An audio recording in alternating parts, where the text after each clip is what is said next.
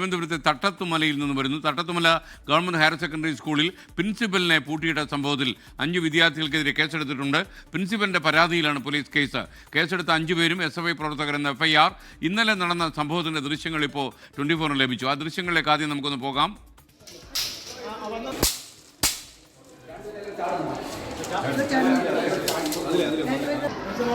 School ഇലക്ഷനുമായി ബന്ധപ്പെട്ട തർക്കമാണ് ഈ സംഘർഷത്തിന് കാരണമായതെന്നാണ് നമുക്ക് മനസ്സിലാകുന്നത്. പ്രിൻസിപ്പലിനെ പൂട്ടിയിട്ടതുമായി ബന്ധപ്പെട്ടാണ് 5 വിദ്യാർത്ഥികൾക്കെതിരെ പോലീസ് കേസെടുത്തിരിക്കുന്നത്.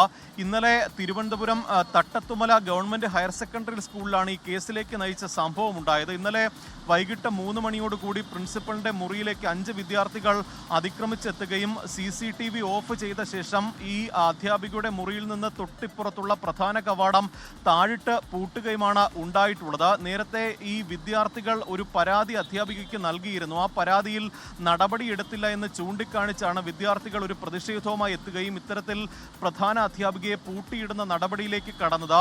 ആ കാരണം ചൂണ്ടിക്കാട്ടിയാണ് അധ്യാപികയുടെ പരാതിയിൽ ഇപ്പോൾ കിളിമാനൂർ പോലീസ് 5 വിദ്യാർത്ഥികൾക്കെതിരെ, ഒരു വിദ്യാർത്ഥിനി ഉൾപ്പെടെ 5 വിദ്യാർത്ഥികൾക്കെതിരെ കേസെടുത്തിരിക്കുന്നത്. ഈ സംഭവം നടന്നതിന് പിന്നാലെ അധ്യാപിക പോലീസിന് വിവരമറിയിക്കുകയായിരുന്നു. പോലീസ് എത്തി അധ്യാപകരുടെ സഹായത്തോടെയാണ് പൂട്ട് പൊളിച്ചത്.